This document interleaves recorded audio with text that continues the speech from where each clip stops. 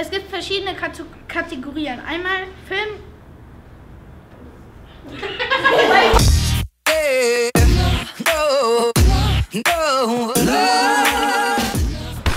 Hallo und herzlich willkommen bei GeoTV. Heute Stellen wir euch zwei verschiedene Sound-Apps vor.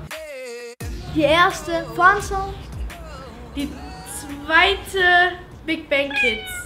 Es gibt verschiedene Kategorien, zum Beispiel Filmgeräusche.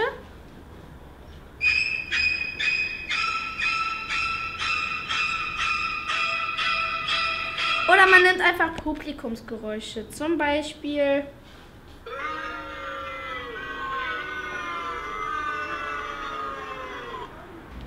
Hier gibt es einmal Haushaltsgeräusche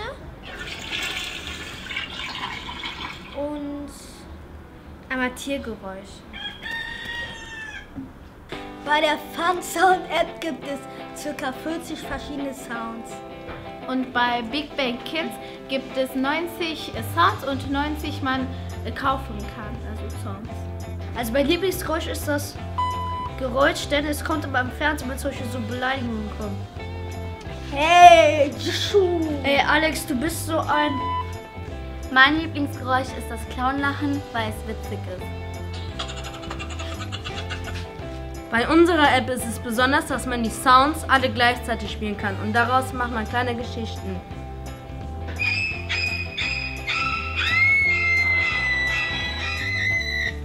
Bei uns ist das besonders, dass wir das Handy schütteln und dabei ein Ton rauskommt.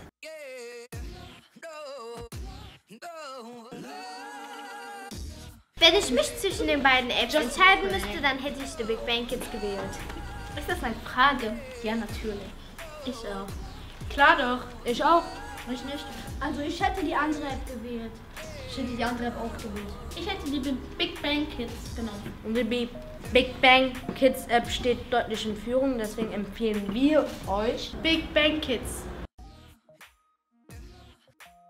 Wenn ihr wollt, dass dieser Mann hier in ein schönes, warmes Haus kommt, dann abonniert bitte.